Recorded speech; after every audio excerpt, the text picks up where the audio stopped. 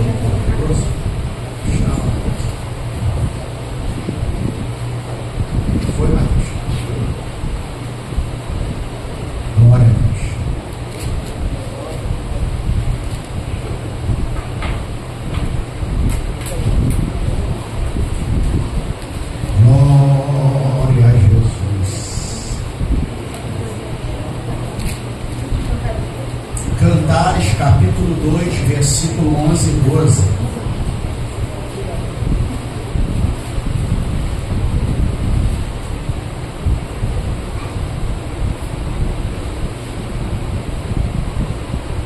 Louvado seja Deus.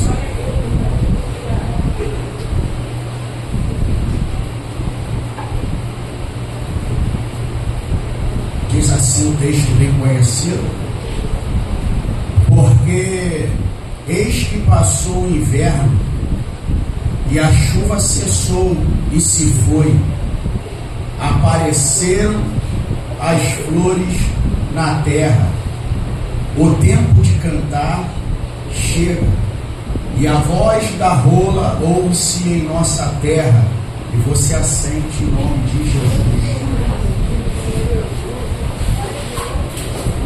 Aleluia. Glória a Deus. O texto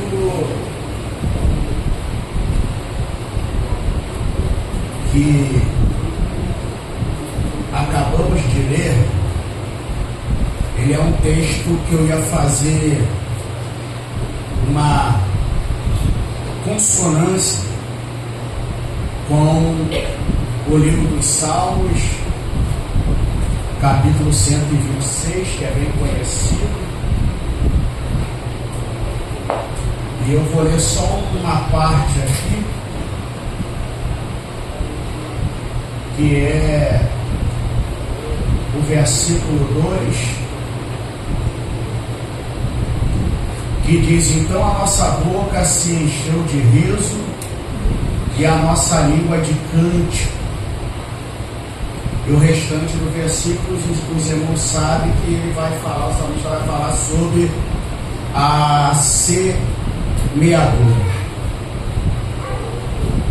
A maioria dos irmãos são sabedores de que quem escrevera este livro foi Salomão, filho do rei Davi,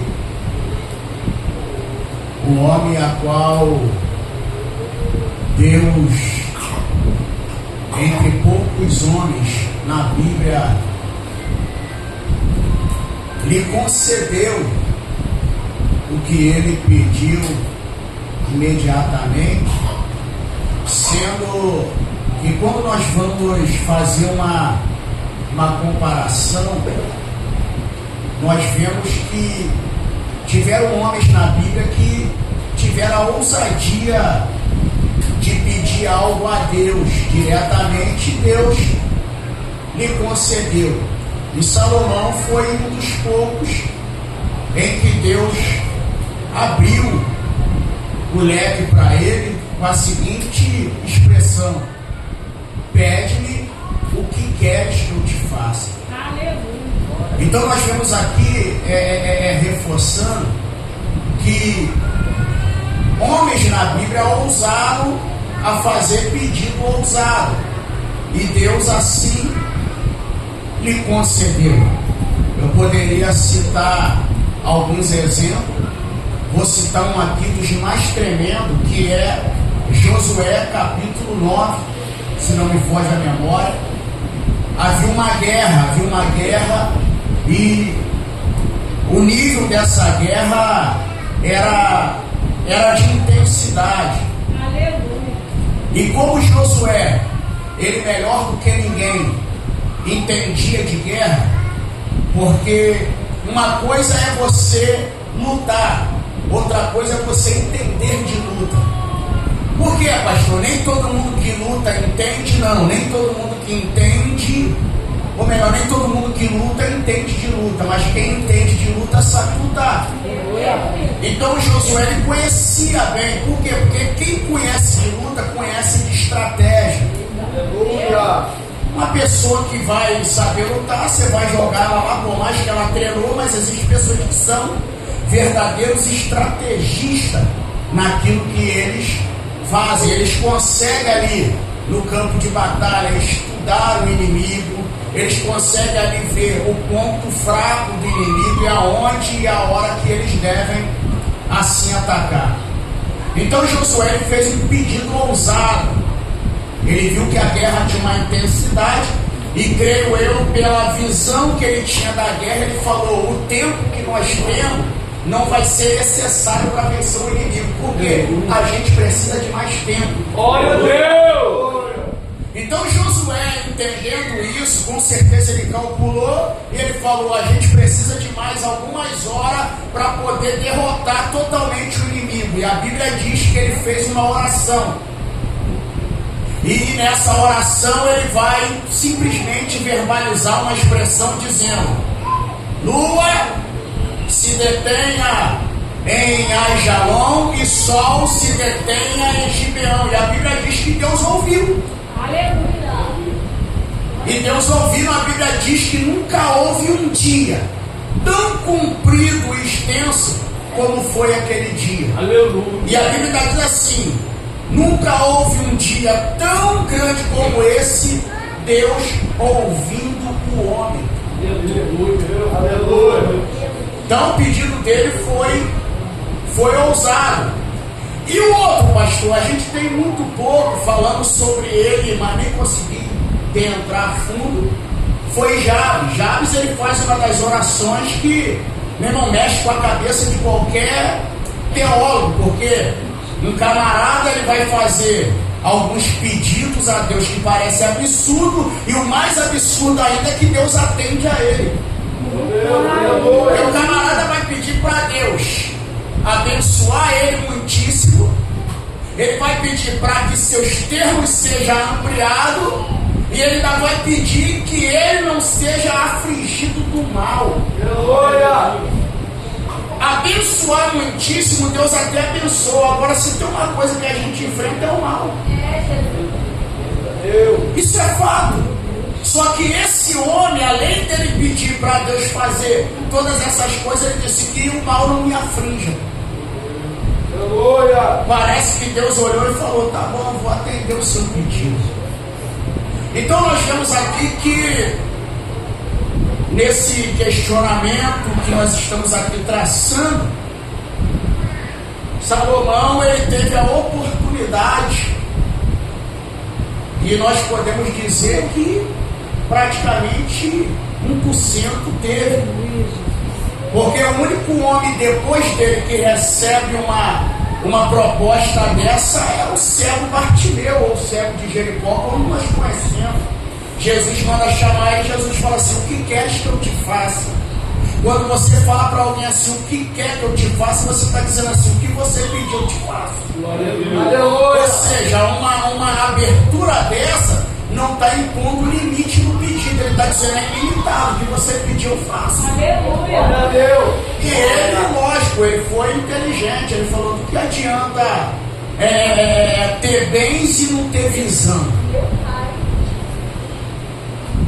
E ele falou: eu quero tornar a ver.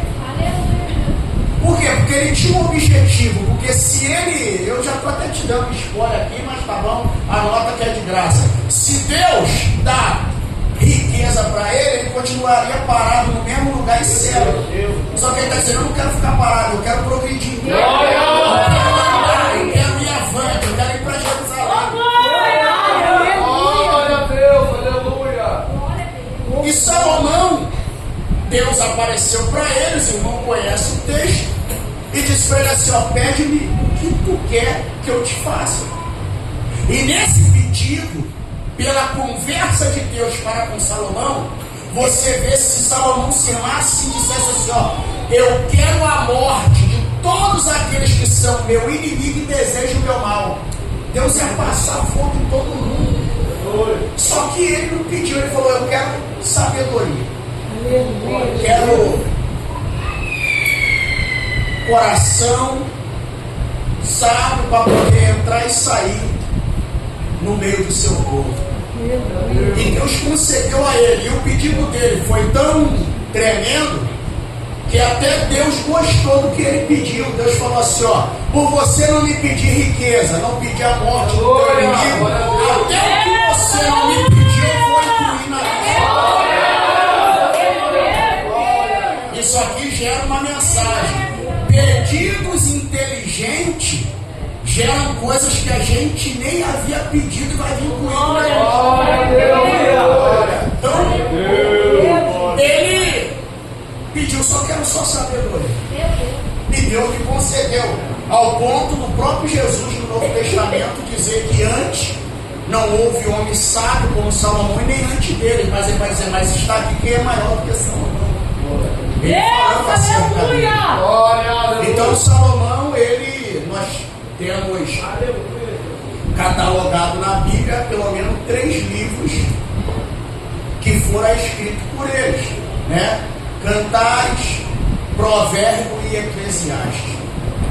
E o livro de Cantares, por mais que essa geração moderna, porque eu sou um pouco meio crítico a essas coisas, porque hoje se utiliza do livro de Cantares para poder pregar, vamos dizer assim, seria muito pesado, mas para poder pregar sensualidade. Eles estão querendo aplicar o livro de Cantares à sensualidade, sendo que a Bíblia, ela não sensualiza nada. Por quê? Porque a Bíblia é um livro sagrado. A Bíblia é um livro sagrado. As pessoas querem sensualizar, não, porque isso aqui está falando acerca disso. É uma interpretação totalmente fora de conexão. Na realidade, eles estão querendo criar interpretações para poder incutir o desejo carnal do povo. O povo já não gosta, o camarada é cacho de uva, aí já começa aquela bobagem que a maioria aqui já sabe. Então, só serve para alimentar. E a Bíblia nunca foi de âmbito carnal. A única coisa que a Bíblia trata no âmbito carnal é contra o pecado.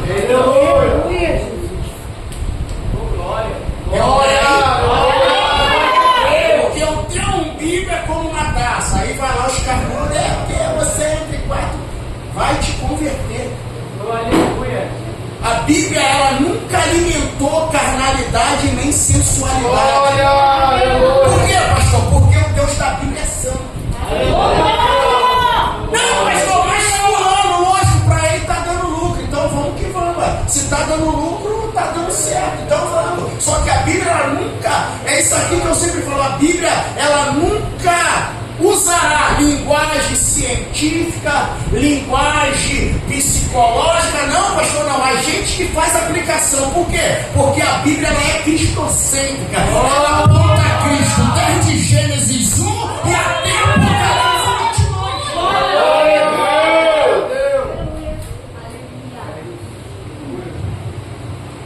22. Então, Salomão, ele escreve esse livro chamado de Cantares, ou Cântico dos Cânticos. Se você fosse perguntar a um judeu, ele diria que se trataria de Deus, o amor de Deus para com a sua esposa, que é Israel. A igreja já interpreta esse livro como o amor de Cristo para a sua noiva, que é a igreja. Porque você tem que guardar isso aqui. A esposa de Deus não é a igreja, não, pastor, não. A esposa de Deus é Israel. E a esposa de Cristo, igreja.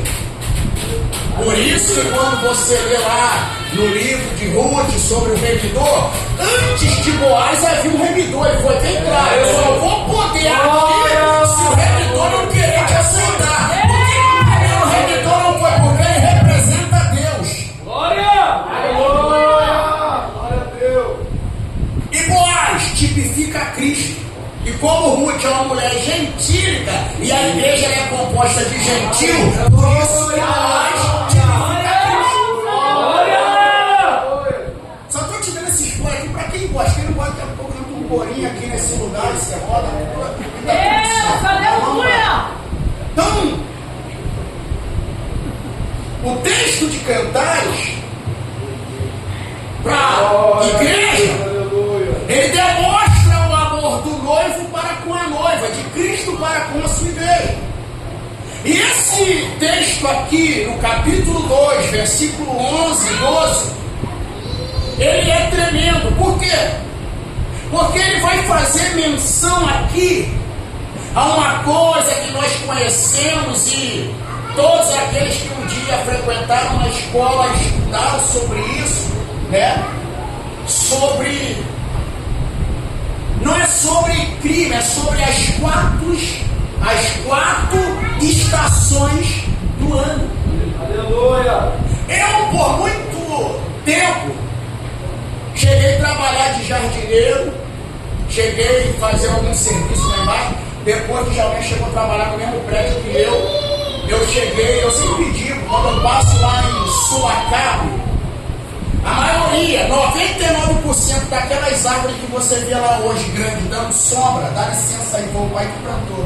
Glória! Que isso, pastor? Que arrogância é essa? Não estou sendo arrogante, não. Estou te passando informação.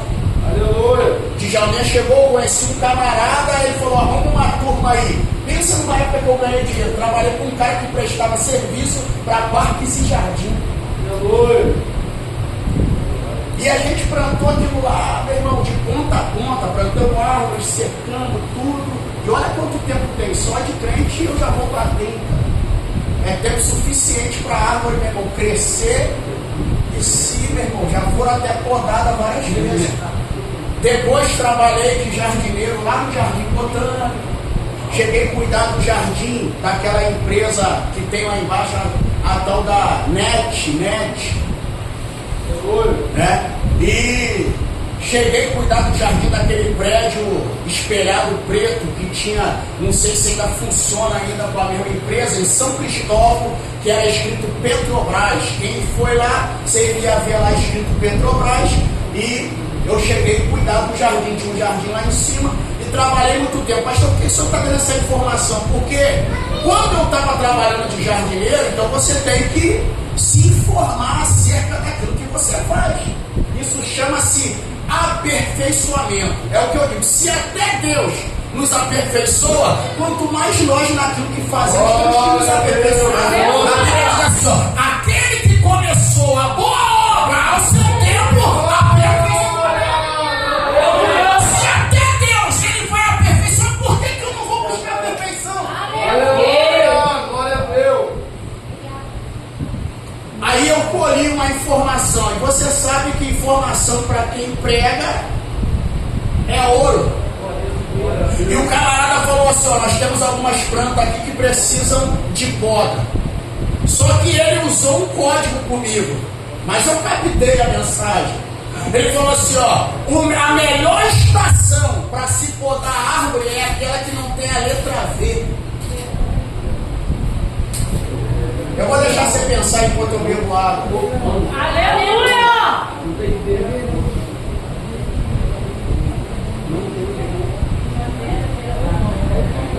Mistério, né? Te botei para pensar agora, hein? Coisa boa. Por isso que eu vi subir umas fumacinhas. Então ele falou: a única estação que não tiver V é que você pode efetuar a poda. E a única estação que não tem é o outono. Analisa comigo. Prima tem V. Verão já vai de cara. E inverno. A única que não tem a letra V é o outono. Então ele disse, a única estação que não tiver a letra V, você pode podar. E o mais incrível é o que, pastor? Que o outono, ele antecede o inverno. Aleluia! Como é que é? Eu vou repetir. O outono, ele antecede o inverno. Você imagina, vamos trazer para a nossa vida. Você acaba de sofrer uma poda e entra no inverno. Meu Deus! Aleluia! Meu Deus! Aleluia! Eu vou repetir. Pode chorar, não tem problema não. Então, a poda, ela ocorre no outono. O outono, ele é uma estação que sinaliza que o inverno está vindo aí. Meu Deus! E se tem uma das árvores que sinaliza com maior facilidade, se chama amendoeira. Por quê? Ela já dá sinal de cara quando as folhas começam a cair. Eu vou repetir. O que cai é folha, não é galho nem fruto, tá? Aleluia! Glória! Glória a Deus! Mas ela fala, pastor, mas não cai fruto por quê? Porque não é período de frutificar, não. Você nunca vai podar uma árvore, ela produzindo fruto. Geralmente você vai podar ela quando ela está no outono, está começando a sinalizar que o inverno vem. Por quê? Porque se você não souber podar, quando você faz isso, você vai comprometer a saúde da árvore. Então por isso que existe o tempo correto. Por quê?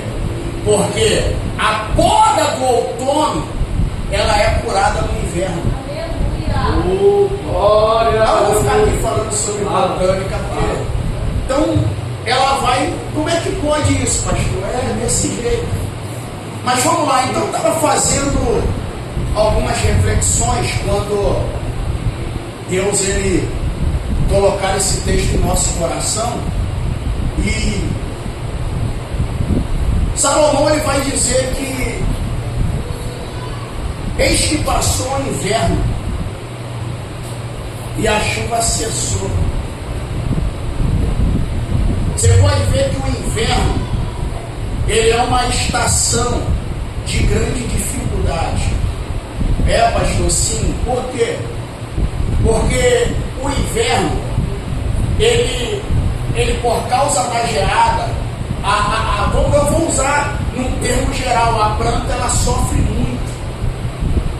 Eu lembro bem que na época que eu trabalhei em lavoura, você pode ver, o tomate ele não pode ser plantado em tempo de calor. Aí você fala, pastor, mas eu fui em lugar, meu irmão, eles estão plantando então fora de época. Sabe de quê?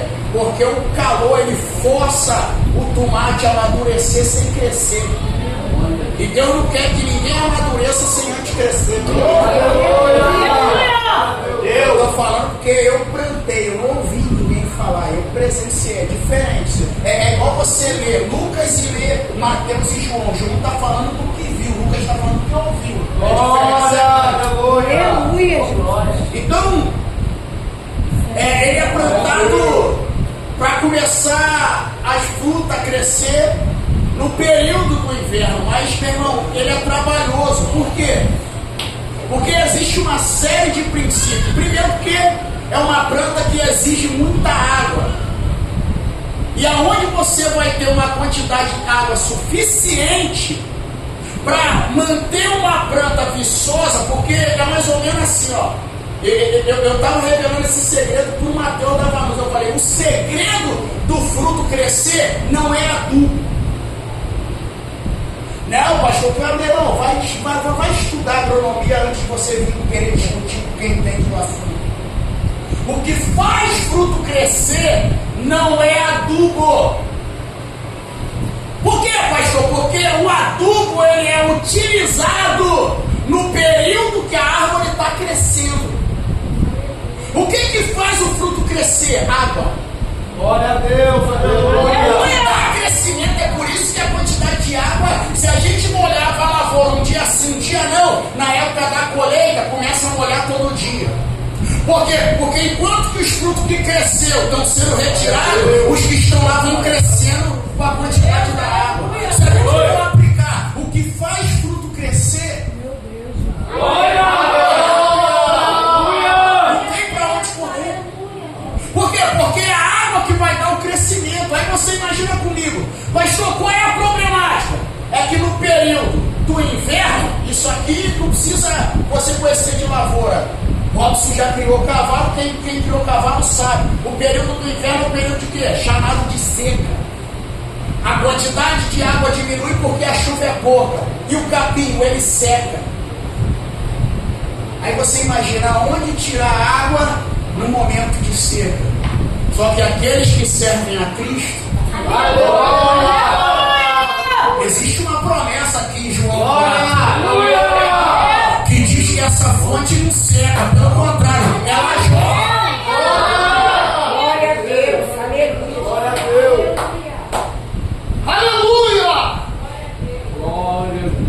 Então ele está dizendo que o inverno passou. Pastor, e o que significa o inverno para a gente? Significa momento de dificuldade, período de angústia. Você deve ver, até Jesus no sermão profético, ele vai dizer assim, ó, lógico que se tratando do judeu, ele diz assim, orai para que a vossa fuga não suceda no inverno. Deus, glória. Por quê? Porque o inverno ele dificulta em tudo, até na locomoção. É difícil você de se locomover. Aqui no inverno a gente bota uma roupa bem quente e vai para alguns lugares, mas aqui está se tratando de clima que tem neve, tem geada, tem irmão. Então isso tudo impossibilita muitas coisas. Então o inverno na Bíblia ele é chamado para nós de momentos de grande dificuldade. Eu já citei isso aqui uma vez, né? Tem uma mensagem do Marco Feliciano que assisti muitos anos atrás com o tema Antes que o Inverno Venha. Ele vai se basear em cima do que ele escreveu para Timóteo na segunda carta, dizendo, ó, traz minha capa, traz meus livros, meu pergaminho, mas ele vai ali botar uma observação, mas venha antes que o inverno venha. Ou seja, ele está dizendo, essa capa tem que chegar aqui primeiro do que o inverno. Meu Deus, glória. Aleluia. Por quê? Porque o inverno castiga. O inverno ele dificulta. O inverno, ele lendo esse texto aqui, fazendo uma interpretação, eu sempre brinco, hoje eu não sei se mudou, mas um dia se você passar por isso, se ele não mudar, porque hoje muda tudo, você vai dizer bem o que o pastor falou, até porque eu não tenho necessidade de mentir. Mas todos aqueles que um dia estudavam bacharel, geralmente, quando a matéria que eles passam, eles falam assim, ó, eu vou te dar um livro para você fazer uma exegese do livro. Eles vão pedir cantagem. Por que eu não sei, mas eles só pedem cantagem. A exegese do texto, do livro de cantagem. Então, observando aqui o texto, quando Salomão diz que o inverno passou, cessou a chuva, nasceram as flores, ele está dizendo, o tempo de cantar chega. Pastor, o que o senhor percebeu no tempo? O que o senhor percebeu no texto? É que o inverno, ele é conhecido como tempo de silêncio na vida do crente. Aleluia! Glória a Deus. E quem muito falava a respeito disso era Salomão. Então ele tem um texto lá que ele diz, há tempo para todas as coisas e propósito debaixo do céu. Aleluia! Então ele está dizendo assim, existe uma fase na vida do crente que não é tempo de cantar, não pastor, não, é tempo de silêncio. Por quê? Porque ninguém consegue gritar na dor. Não pastor, não, na dor a gente geme. Você já viu alguém que está com dor ficar assim, só quem é escandaloso, mas geralmente a pessoa imagina assim, você suporta a dor assim, nunca fica. Por quê? Porque esse é o inverno da nossa vida. Pastor, e quem inverno, eu vou ter que te falar a sinceridade, um dia você vai passar. Vai, pastor, vai. E o que eu tenho que fazer? Em vez de você fugir e se esconder, vença esse inverno para a glória de Deus. Por quê? Porque inverno não é tempo de gritar, é tempo de silêncio. Eita. Mas qual é a vantagem do inverno? Olha isso aqui, eu estou trazendo parelhado com o que a gente vive. Esses períodos de calor, eu já topei com uns 5. Falou, pastor, eu estou me sentindo bem. 3 deles eu dei um diagnóstico sem ser médico e sem ser enfermeiro. Eu falei, ó, verifica a pressão, porque o verão, o calor, ele costuma baixar a pressão. Pastor, ele baixa. Você pode ver que quem trabalha no calor fica indisposto. Por que quem trabalha ao tempo prefere o inverno por mais que esteja frio? Porque o inverno ele não te desfalece, pelo contrário, aí que você gasta mais energia para poder estar em movimento. Então é isso aqui que a gente temos que ter em mente. O inverno ele pode ser período de silêncio, mas não é período de paralisia. Glória a Deus. Por quê, pastor? Porque se é na primavera, entrando no verão, que chega o tempo de cantar, isso quer dizer que a minha primavera vai depender do meu comportamento no inverno. Aleluia. Então o inverno não é momento de você, é momento de você calar, mas não é momento de você paralisar. Por quê, pastor? Porque o inverno é um período de pouca chuva. E acredite os irmãos ou não, o inverno ele pode ser castigante, ele pode ser doloroso, ele pode nos fazer silenciar, mas não tem o poder de nos paralisar. Por quê? Porque é no inverno que a gente semeia. Para quê? Para poder ter as flores na primavera e ter a colheita no verão. Glória a Deus. Olha como é que a Bíblia ela é perfeita. Nenhum fruto ele antecede a flor. Você pode reparar, primeiro tem que nascer a flor. Para quê? Para depois vir o fruto.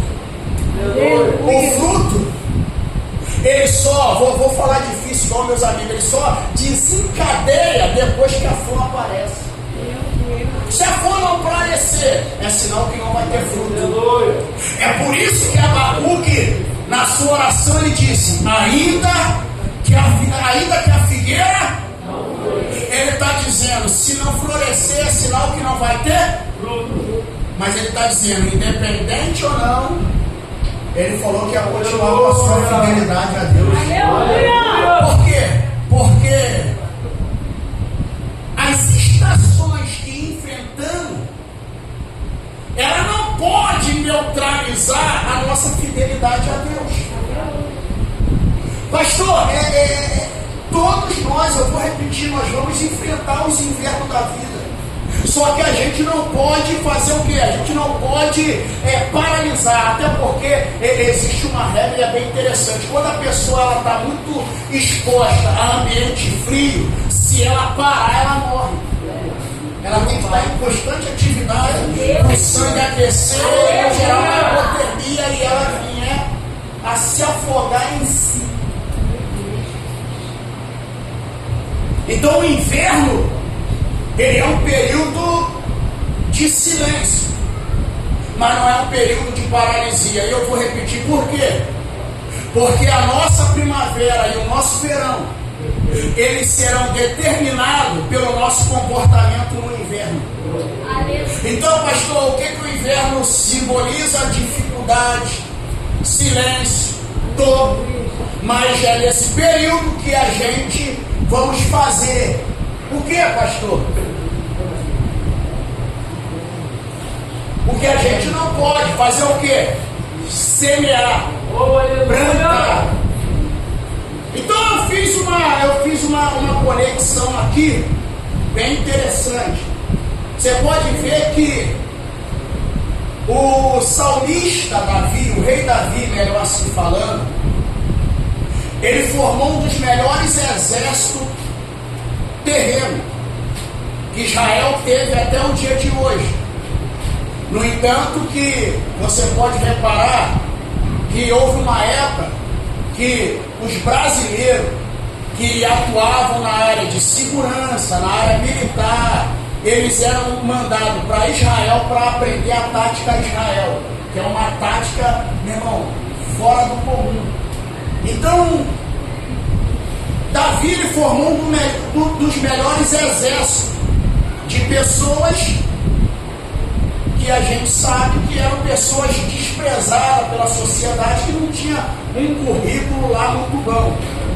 Mas entre esses homens, que começou com 400, depois aumentou para 600, ele tinha uma porcentagem, qual Davi teve 30 homens, que a Bíblia chama eles de valentes de Davi. E entre eles houve um homem que só recebeu o texto que recebeu porque a Bíblia diz que ele vai enfrentar não apenas leão, ele vai matar um egípcio de grande estatura. E o que mais me chamou a atenção é a arma que ele usa. O que, pastor? Um cajado. Ou um bordão, que é a mesma coisa. Aleluia! Por que esse homem ele vai vencer esse egípcio gigante com um cajado e depois vai matar 2 leões na cova? E a Bíblia ainda frisa e diz assim, ó, e era inverno. Por quê? Porque a Bíblia não vai omitir a estação que esse homem está vivenciando de luta. Só que é lógico, pastor, por que ele vence? Simples. É o que eu sempre digo, o maior segredo da vitória não está em você querer mostrar as habilidades que você tem. Não, pastor, não. É só você ir na unção do teu líder, debaixo da obediência. Glória! Por quê, pastor? Entenda o que eu vou te falar aqui. Quando você vai debaixo da autoridade do seu líder, Deus te usa na mesma unção que usa ele. Porque é isso aqui que você tem que entender. Eu vejo muita gente dizer, meu irmão, isso virou 2 coisas que virou jargão, 2 não, 3. A primeira é metanoia. Chegou que você já estava enchendo a paciência. A segunda, que virou clichê, quem não suporta o processo não vive o propósito. Encheu a paciência. Aí depois, qual foi a terceira, pastor, que disseminou por todos os cantos da internet e quatro da terra? A unção que eu respeito.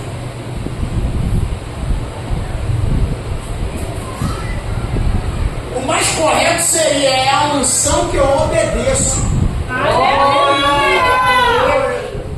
Pastor, o senhor tem como provar? Tranquilo. A Bíblia em Romanos 13 diz que eu tenho que respeitar as autoridades.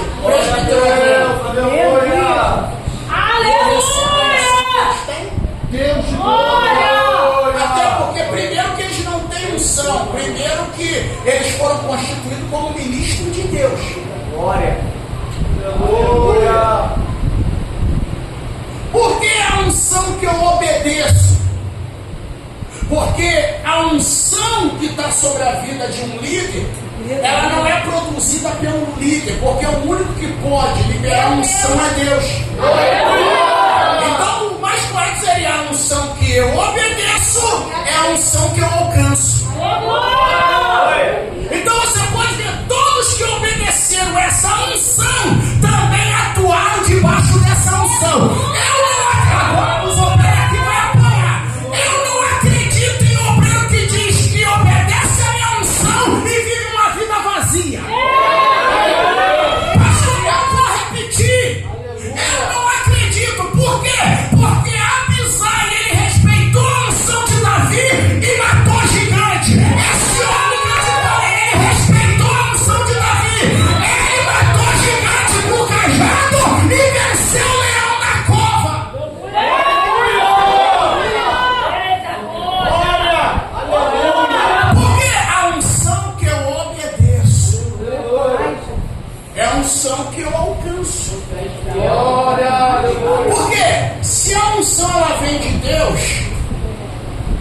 se eu obedeço, Deus ele vai me usar na mesma unção que usa meu líder. Pastor, mas eu não sou pastor, não interessa, porque o que vai fazer a diferença não é o cargo, é a obediência. Agora eu conheço um monte de pastor grande que está no altar e está vazio.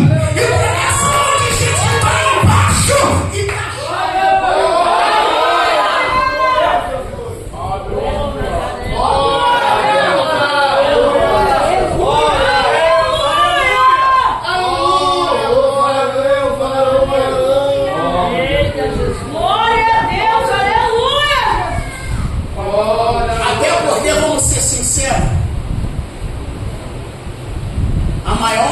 que Davi recebeu na vida não foi quando ele sentou no trono.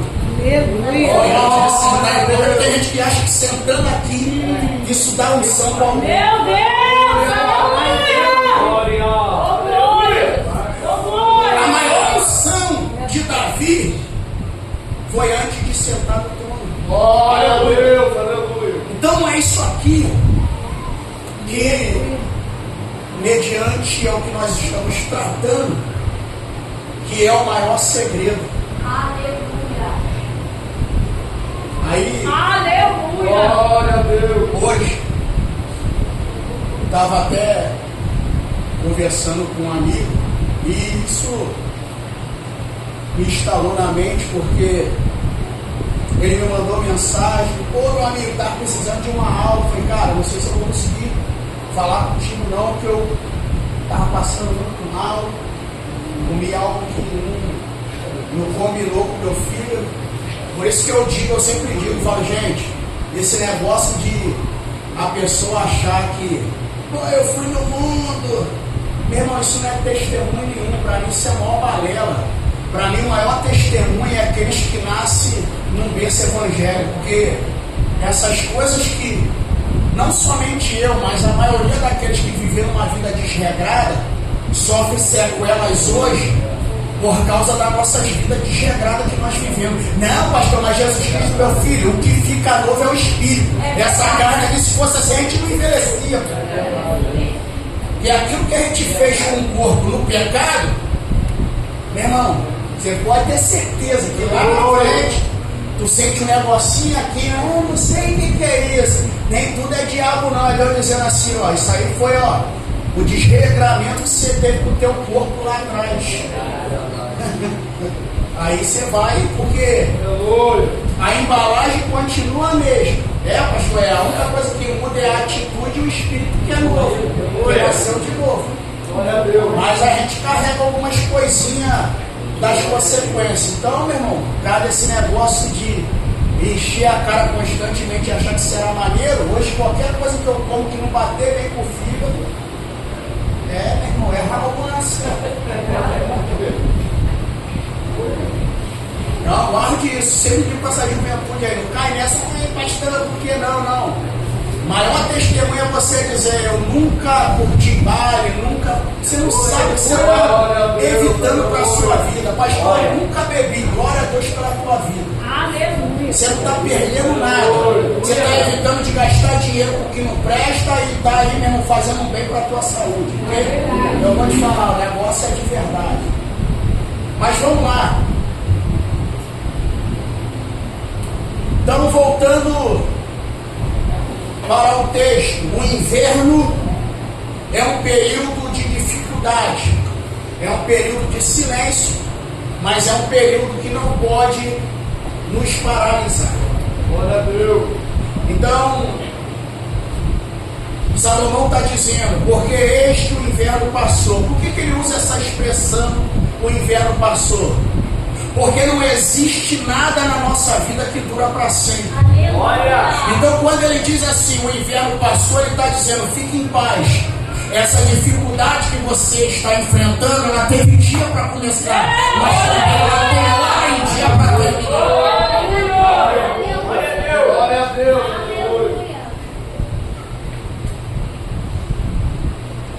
E a chuva? A chuva cessou e se foi. Aí ele agora vai usar a expressão: e apareceram as flores na terra. Então ele está dizendo que apareceu as flores. Por quê? Porque as flores, elas sinalizam que a primavera, ela está passando e vai chegar o período do verão, que é o período de quê? Dos frutos e da colheita. Aleluia. Vamos pela Bíblia. Jesus, ele deu exemplos através da agricultura. Ainda mais eventos proféticos. Ele disse assim, ó: quando todas essas coisas acontecerem, olhai para a figueira. Glória! Aleluia! A figueira não é um monumento, a figueira é uma planta, é uma árvore. Ele diz assim, ó: quando os seus brotos estão tenros, Deus, glória! é sinal que o verão está chegando. Glória! Aleluia! Aí Jeremias tem uma expressão que eu acho, ao mesmo tempo tremendo, eu acho triste. Por quê? Porque Jeremias usa uma expressão assim, ó, ele vai dizer que acabou a colheita, chegou o verão e nós não estamos salvos. Toda vez que eu leio esse texto me dá tristeza. Eu achei pesado demais. Por quê? Porque a colheita passou, chegou o verão e ele está dizendo, e nós não estamos salvos. Meu Deus! Por quê, pastor? Porque colheita não dá garantia para ninguém. Eu vou repetir, colheita não dá garantia para ninguém. Por quê? Eu vou repetir isso aqui. Eu falei isso aqui no lugar que eu estava pregando semana passada e vou repetir aqui porque eu sempre digo isso aqui, isso é verdade. Tem gente que acha que quando Jesus está te dando, ele está te abençoando. Mentira. Jesus, ele prova mais quando nos dá e nos abençoa quando tira. Meu Pai! Aleluia! Olhe para mim aqui, eu já vou terminar. Meu Deus! Ai, nossa, Deus está me dando tudo, está me abençoando. Ele está dizendo assim, eu estou te provando. Por quê? Porque ele nos prova quando nos dá e nos abençoa quando tira. Você já reparou que tem coisa que Jesus tirou da tua vida que tu ficou mais crente? Pastor, por que quando ele abençoa nos dá? Isso aqui não é novidade em lugar nenhum. Quantos crentes que você conheceu não tinha nada? Tá igual o hino do Tati Roberto. Eu não tenho nada. Meu irmão, era crentíssimos. Eram crentes, não tinha nada. Era uma vida de prova. Eram crentíssimos. Fiéis a Deus. Meu irmão, eram crentes. Foi Jesus abrir as portas, pronto. Ficou um crente, como dizia meu antigo pastor, relaxado. Meu Deus! Já não tem mais responsabilidade por nada. Meu Deus! Glória! Glória, glória a Deus! Pastor, o senhor não me convenceu, tá bom? Meu Eu vou repetir, eu falei para você que Jesus, ele nos prova quando dá e nos abençoa quando? Quando tira. Vou usar um exemplo simples aqui. Lucas capítulo 5. Nós estamos falando de alguém aqui que conhece de barco, conhece de rede e conhece de mar. Meu Deus! Glória, glória, glória! Até porque o que Pedro fazia não era esportivo, era profissão. Então, o camarada entendia do assunto. Ele passou uma noite inteira. E olha qual foi o resultado. Nada. Ainda bem que a expressão que ele usou ela é bem coloquial com o assunto que ele está dando. Tipo assim, trabalhei a noite toda. Por quê, pastor? Eu já falei para você, não me interprete mal. A palavra trabalho no grego vem de trancoria, que quer dizer sofrimento. Mas nem todo mundo está preparado para essa conversa. Você tem que prestar atenção, porque tem uns crentes que parece que o diabo sopra diferente no ouvido deles. Eu já cansei de falar, já te provei isso aqui. Eu falar uma coisa e os crentes entender outra. Eu falo, cara, só pode mudar o som ali. Não tem como. Mas mesmo assim a gente ainda corre o risco. Eu não estou dizendo que o seu trabalho não é abençoado. Até porque, olha o que Deus falou para Adão: a partir de hoje, você vai ter que comer do suor do seu rosto. Ele vai ter que trabalhar para a terra poder produzir. Por isso que quando a Bíblia usa a expressão assim, ó, as bênçãos do Senhor é que enriquece e não acrescenta dores. O que ele está dizendo? Que o que o Senhor te abençoa, você não precisa sofrer para conquistar. Ele está usando essa expressão que as bênçãos que enriquecem não é aquelas que te causam dores de um dia fatídico de trabalho. Quem tem dificuldade de entender essas linguagens, mas está falando que meu trabalho é maldição. Eu não falei isso, você está deixando o diabo soprar no teu ouvido errado. Eu estou te falando que o seu trabalho é bênção, mas eu estou te falando que na Bíblia.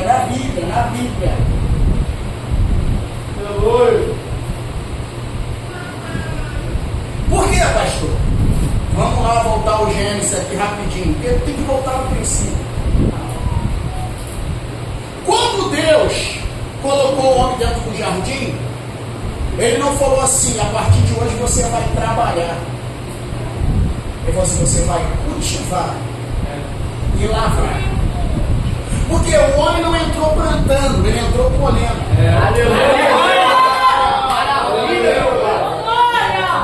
Glória a Deus, aleluia. Aleluia.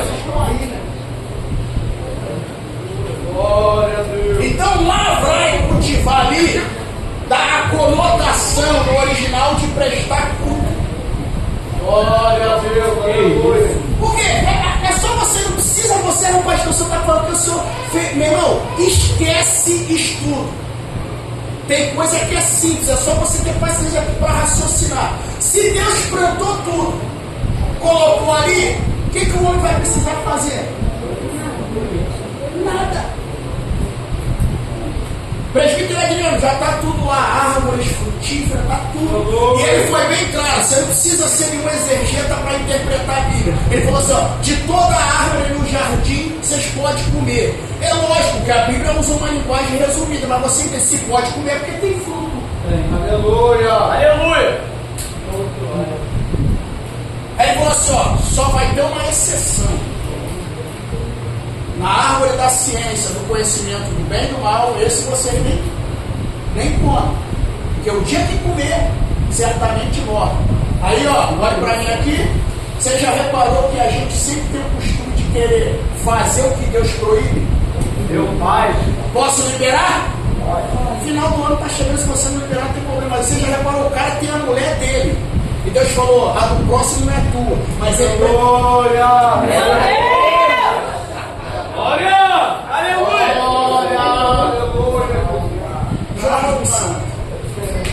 Então a gente tem mesmo a capacidade de se inclinar para aquilo que Deus proíbe e não quer desfrutar daquilo que Deus permite. Não, gosta disso aqui. O problema é que eles não querem desfrutar do que Deus permite, mas querem, meu irmão, tocar no que Deus proíbe.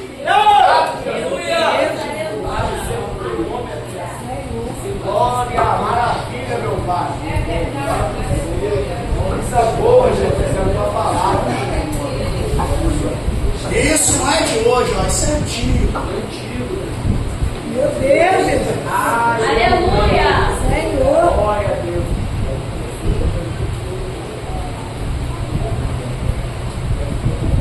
Oh, meu Pai, aleluia. Glória a Deus. Mas deixa eu finalizar aqui.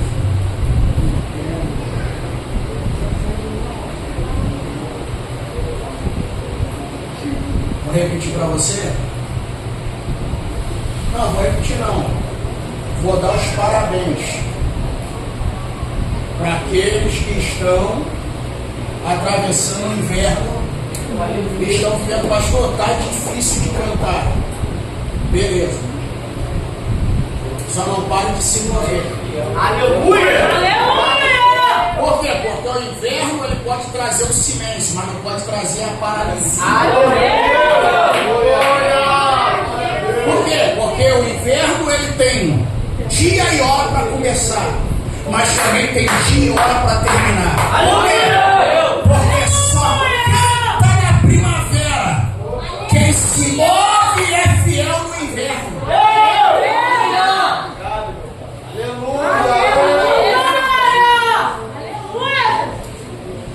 Então, pega a visão. Glória a Deus, aleluia. Aí, para não ficar no aberto, você fala, pô, mas o senhor falou aí que Deus faz isso e não cumpriu. Tá bom. Então, Pedro foi lá, trabalhou a noite toda, não pegou nada. Jesus aparece de manhã lá. Faz isso de propósito. Faz, pastor, faz. Tantos barcos para Jesus pegar.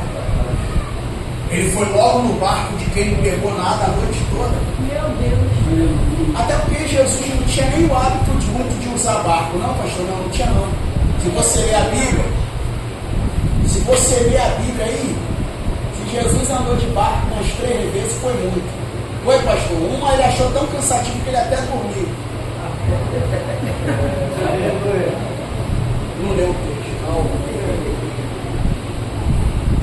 E aí, pastor? Ele sempre falava assim: passai para o outro lado. Você vai ver sempre um discípulo, uma boa parte indo sozinho. Um dia ele quis fazer surpresa, mas não adiantou, começaram a gritar. Ele falou: hoje eu vou quebrar as leis da física. Ele desceu do monte e falou, ele estava tão cheio que ele falou: hoje eu vou andando sobre as águas. Aleluia. Aleluia! Aleluia! Quando ele chega lá, 12 homens dentro de um barco gritando: meu Deus, fantasma! Aleluia! Então, ele vai logo no barco de quem? De quem não pegou nada à noite. Meu Deus! Glória! Maravilha! Pastor, isso foi por acaso? Não. Por quê? Porque teve barcos que estavam ali parados, que não foram utilizados à noite. Ele só vai utilizar de dia aquilo que se moveu de noite e teve frustração. Aleluia! Pedro está lá desolado, falou: rapaz, hoje os peixes fugiram da gente.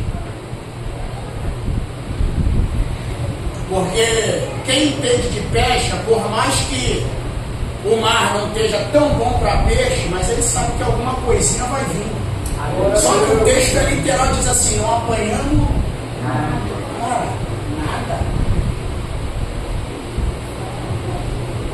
É igual a gente vai pescar, vai com 10. Pode ter um que não pega não, mas alguém vai pegar, nem que seja um baile para soltar, um peixe voador, alguma coisa pega, nem que seja uma serpente do mar, enfim.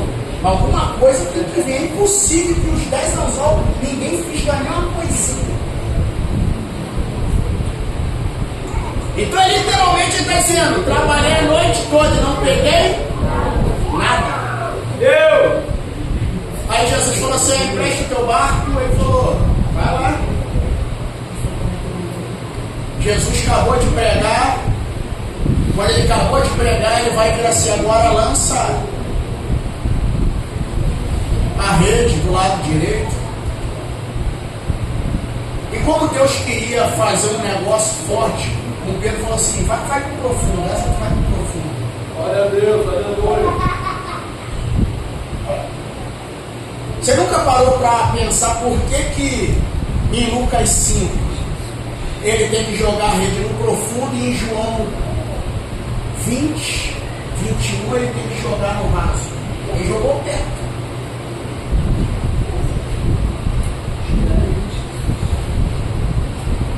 Nunca parou para fazer essa comparação, vocês que têm curiosidade bíblica? Porque você tem que saber o seguinte: só pega no raso com excelência quem um dia já viveu a experiência do profundo.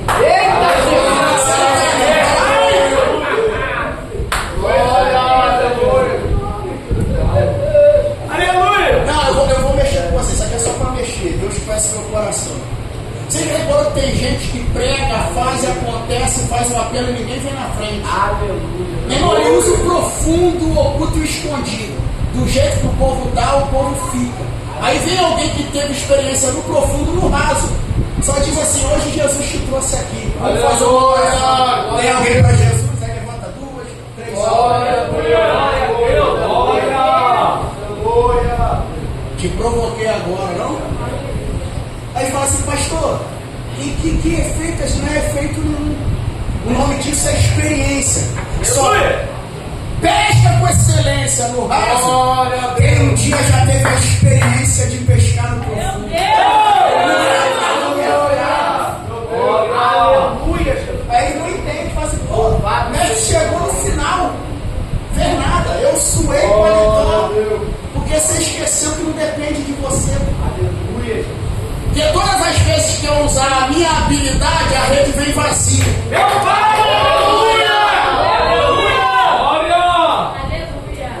A excelência da pesca foi ele ouvir lança a rede.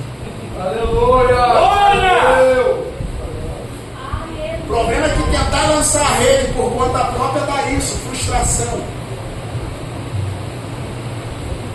Aí ele, pum! A rede chegou. Glória a Deus, aleluia. E ainda teve que pedir ajuda ainda. Se Pedro usasse a nossa linguagem, sabe qual era a expressão que Pedro usaria? Ele ia dizer assim, ó, valeu a pena a noite de frustração. Por quê? Porque chegou de manhã, eu acertei a boa. Aleluia! A pescaria ela foi tão boa que o texto diz que teve que outros barcos ajudar. Senão não ia conseguir trazer pela quantidade de peixe. Aí você imagina Pedro, acertei a boa. Ele é peixeiro, ele é pescador. Pescador vive de quê? Da pesca, do peixe. Você imagina, ele falou, hoje acertei a boa. Quando ele chega na beira da praia, Jesus vira para ele e diz assim, Pedro, ele, fala, mestre. Larga tudo aí. Glória a Deus. Não, agora vem pra cá, porque é fácil você dar glória a Deus e se alegrar quando foi Pedro que foi pedido, ele ordenou. Quero ver se um dia acontecer isso contigo. Se tu vai dar um sorriso aí no teu rosto. Larga aí. Aleluia! Mas assim, qual é, mestre? Pô, quem merecia beber dessa água era o que? A galera que escolhe essas frases de efeito coach aí, porque só pode beber água, deixa de ser. Deixa eu me segurar aqui, né? Senão eu vou soltar meus verbetes aqui. Deixa de ser bocó. Só vai beber da minha água quem cavou o poço. Ah, para de graça, vai. Você já cansou de beber água de poço que você nunca cavou e agora tá essa gracinha? Aleluia! Aí depois Deus permite os filisteus ir lá e tomar teu poço e arrumar contenda, aí tu fica aí querendo Aleluia! Senhor, aqui, Senhor, foi eu que desentulei. Falou, vai pra frente, você tá muito marrento, muito marrentinha pro meu gosto. A gente tem que parar com essas frescuradas, né? Só vai beber da minha água quem cavou o poço comigo. Aleluia! Crente infantil. Você se acha tão bom e tão bom no que faz que tem gente que bebe da tua água que nem merecia você tá dando. Ninguém dá glória. Glória! Aleluia! Eu gosto desses crentes intelectuais. Só vai beber da minha água quem cavou. Você só esqueceu de um detalhe. Pergunta, qual, pastor? Você pode até cavar, mas se Deus não der água, vai sair o quê? Meu Deus! Ah, tá. Aleluia. Glória! Então a gente tem que parar com isso. Pastor, temos. Isso aí é a frase, meu irmão, de quem não conhece a Cristo. Aleluia! Frase de quem não conhece a Cristo. Pastor, porque vai ter um momento que quem não cavou, Glória a Deus! meu irmão, que beber do copo, vai valorizar mais quem cavou, porque nem todo mundo que cava valoriza. Então a gente tem que parar com esse negócio de ficar pegando frasezinha de efeito. Aleluia! Tô vendo. Aí depois você tá dando água lá pro Satanás. Não fez nada. Meu Deus, aleluia, Jesus. Aleluia. Rapaz, uma bobeirada no nosso meio que eu vou te falar, mano, sem noção. Você vai dar água para quem Jesus mandar tu dar, rapaz. Se você não mandar tu dar, Aleluia.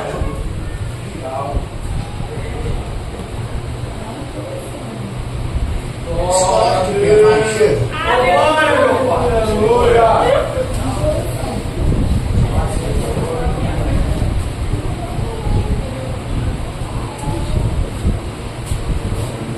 Então guarde esse texto no seu coração. Por quê, pastor? Para alguns pode ser tempo de inverno.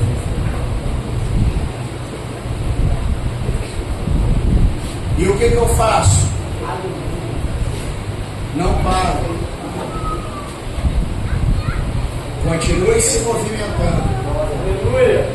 Eu poderia te citar inúmeras passagens bíblicas aqui. Poderia, pastor? Poderia. Aleluia. Você quer ver quem passou pelo inverno da vida? A irmã Ana. O inverno foi tão forte que ela foi no templo e não conseguiu falar. O inverno traz silêncio. Aleluia, meu. A Bíblia diz que ela só movia os lábios, não conseguia expressar a palavra. Porque é isso que o inverno faz. Mas olha depois que Samuel nasceu. A Bíblia diz, está lá no capítulo 2, Cântico de Ana. Aleluia.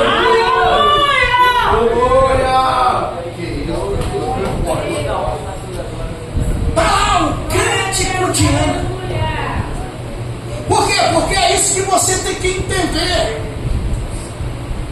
É no teu inverno que você vai ser incompreendido, incompreendido. Aleluia. Para quem não entende o mistério, vai dizer que é frescura, vai te interpretar mal. Mas para quem tem visão de Deus, e já enfrentou os invernos da vida, vai dizer assim, ó, fica tranquilo. Aleluia. Por quê?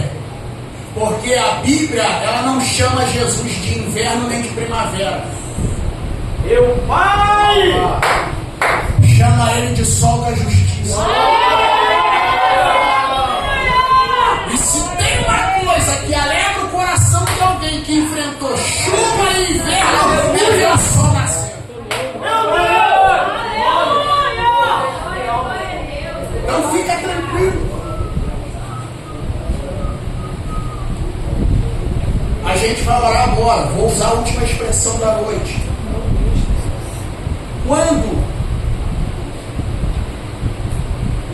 o inverno vier, você pode silenciar, mas não pode fazer o quê? Parar. Existe um texto em João, se não me for da memória, ele está entre o capítulo 6 e o capítulo 7. Não vou lembrar precisamente. A Bíblia ela usa uma expressão ali que faz toda a diferença. Aleluia. A Bíblia diz assim, ó, e Jesus, pastor Paulo Sérgio, ia ao templo Glória a Deus. como era de costume. Glória a Deus. Olha o que o texto diz, Jesus ia ao templo como era de Costume. O que faz a diferença no texto que a Bíblia diz que era inverno? Aleluia. Glória a Deus. Aleluia. Glória, meu Pai. Aleluia. Eu vou achar depois precisamente, vou passar para vocês. Eu não estou brefando, não sei o que eu estou falando.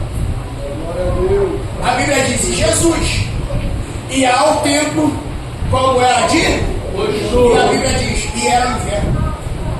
O que ele está nos ensinando? Que o inverno ele não pode nos paralisar. Aleluia. Aí eu entendi. Porque o salmista ele vai usar duas expressões. Se não me foge a memória, Salmo capítulo 74 ou 79. Existiu uma indagação que diz assim: pode porventura Deus prepararmos uma mesa no deserto? Aí ele vai usar outra expressão: não se ver mais sinais e não há mais profetas. Aí a pergunta vem: até quando isso durará?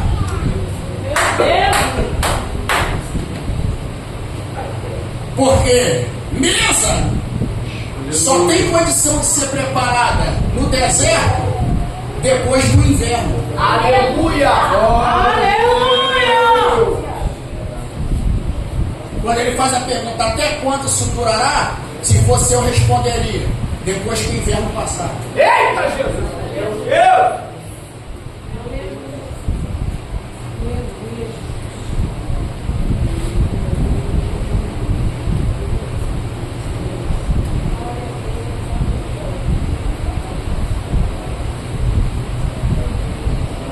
Então fique atento a isso. Não deixa que o inverno venha te paralisar. Meu Pai! E a outra, pastor, Salmo 122. Glória! Aleluia! E olha que nesse período, se você analisar direitinho comigo, na época de Davi, não existia templo. Olha, isso aqui é um mistério. Na época de Davi, não existia templo. Não, pastor? Não. O templo só passa a existir depois que Salomão reina, porque é ele que constrói. Na época de Davi, o tabernáculo que tinha era bem longe da cidade de Jerusalém, ficava lá em Siló. No entanto, que tem um mistério que quando eu nem preguei, eu dei, foi uma aula sobre isso. Sobre Deus jamais esquecerá de Moreá. Aleluia! Eu falo sobre isso. Que quando Davi vai enumerar o povo, que o anjo se apresenta e começa a matar, Davi ele vai orar a Deus e diz: Senhor, essas ovelhas não têm culpa, quem errou foi eu. Aí o profeta da época não era mais o Natan, o profeta Gade. Ele chega para Davi e diz assim: Davi, Deus está te propondo 3 escolhas. Mano, nenhuma das 3 escolhas era boa. No entanto, que Davi não escolheu nenhuma delas. Ele falou assim: você escolhe 3 anos de fome, 3 meses fugindo do inimigo, ou 6 meses de peste. Davi olhou e falou: eu quero nenhuma das 3. O cara falou: o que eu respondo para ele? Ele falou assim: fala que eu quero cair na mão dele.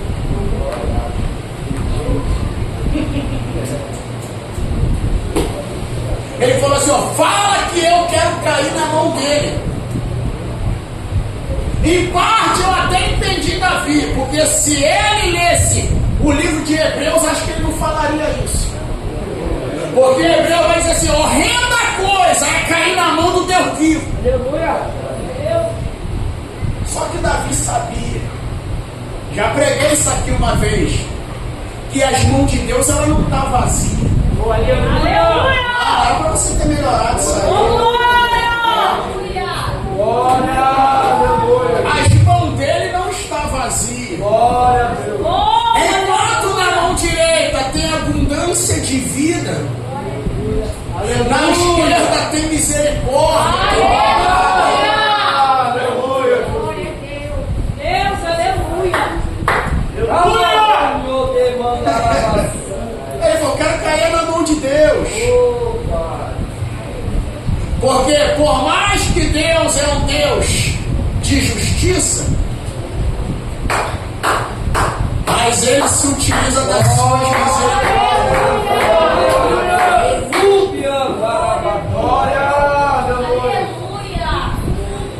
Aí ele vai lá na ilha de Araúna. Em Crônicas, Araúna vai ser chamado de Onã, mas é a mesma coisa. Ilha de Onã e Araúna é a mesma pessoa. Quando ele chega lá, Davi não está sozinho. Por quê? Porque a Bíblia diz que tanto Araúna quanto seus filhos vão ver o anjo e vão se esconder. Aí Davi chega e diz: estou precisando de um espaço de terra, estou precisando de boi, estou precisando de lenha. Araúna chega para ele e diz: Davi, pode escolher o que você quiser.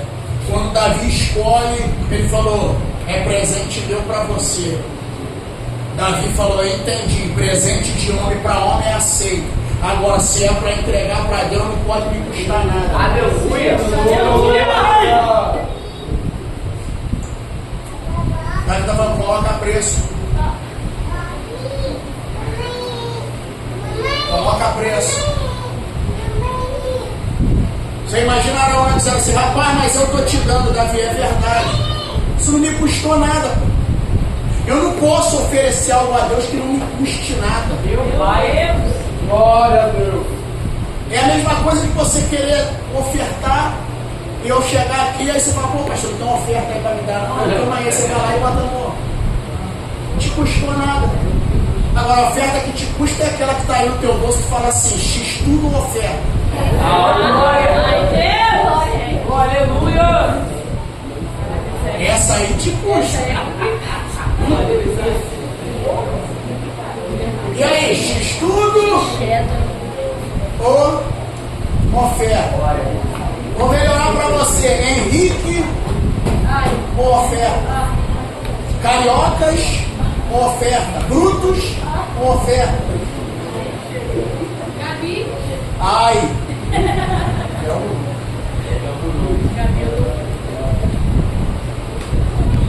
Aí a escolha é tua. Então você entregar algo para Deus que não te custa nada, isso não é oferta. Aleluia! Glória a Deus! Aleluia! Porque a oferta ela tem que me custar alguma coisa. Então já vou te dar até já o spoiler para você trazer a próxima palavra de oferta. É por isso que quando Jesus está olhando para a viúva, ele diz assim: ó, aqueles lá ofertaram o que sobrou. Então quando eu entrego a Deus o que me sobra, isso não é oferta. Ele deixa para você: eu não aceito esmola. Aleluia! Deus, aleluia! Por quê? Porque o que sobe diante de Deus é o que me custa alguma coisa. Oh, meu Deus! Aleluia! Aí eu vinha, olhei e falou: só tem essas três, não tem mais nada. Mas se ficar comigo, não vai dar em nada. Mas se der para Deus, produz alguma coisa. Aleluia! Aleluia! Aleluia, Jesus! Então, fala pro teu vizinho aí: no inverno, não paralise. Continue se movimentando. Continue se movimentando. Porque a hora de cantar vai chegar. Pode ter certeza do que eu estou te falando. Não é de criar emocionalismo, não. Deus está no controle das estações.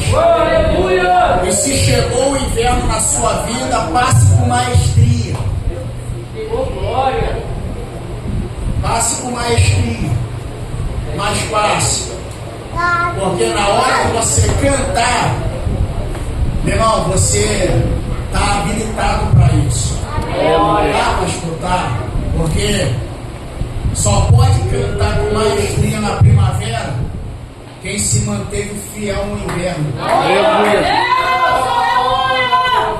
E você pode guardar o que eu estou te falando.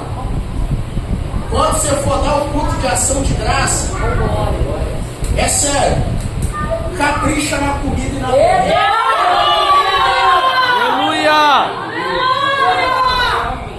Pastor, segue o conselho, capricha. Pastor, mas vamos falar que eu estou querendo ostentar. Mas isso é assim mesmo. Na oferta sempre tem alguém que critica, mas participa. Glória! Judas critica recolhendo. E quem me ajuda? Comendo. Aleluia! Vou te falar de novo, mas capricha. Obrigado. É com gosto, capricha, com gosto.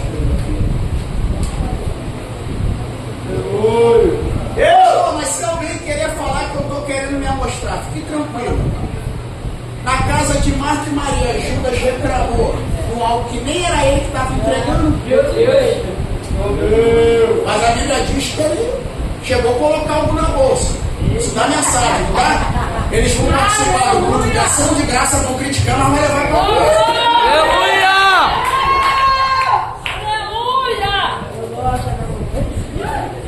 Glória!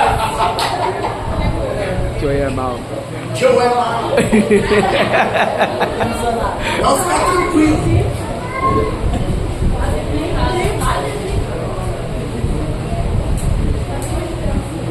Porque o nível da sua entrega, ela só está demonstrando o inverno de luto que você passou. Aleluia! Glória! Aleluia! Porque quem vê essa família comemorando hoje, não viu o desespero dos 4 dias que eles passaram. Então fica tranquilo, tem que ser com maestria. Pode querer falar que Maria está querendo se amostrar, porque, meu irmão, porque quem teve a ausência de um ente querido por 4 dias, meu irmão, entregar algo que vale quase um ano do salário de um trabalhador ainda não é nada. Então você entrega por hoje. Aleluia! Glória a Deus! Maestria.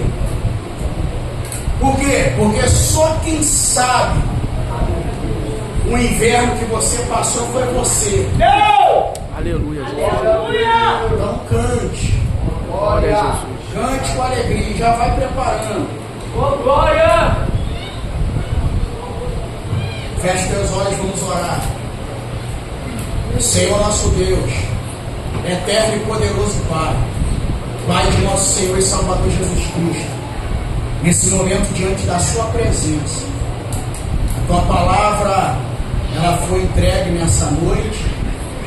Que o Senhor venha, Pai, em nome de Jesus, dar força, Pai, tomar pelas tuas mãos aqueles que estão passando pelo inverno da vida.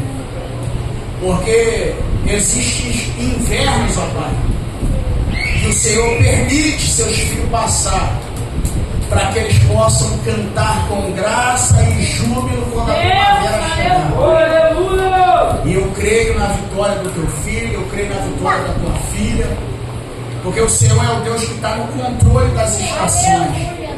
Nada foge do seu controle. Mas que o Senhor venha dar graça para que seu filho e a sua filha não venham paralisar nesse momento, mas que eles venham continuar caminhando, porque é aí que está o segredo, Pai. Que o Senhor venha fortalecer, venha renovar diante da tua presença, para a glória do teu nome. É o que eu te peço e te agradeço em nome de Jesus. Amém. Amém. Amém.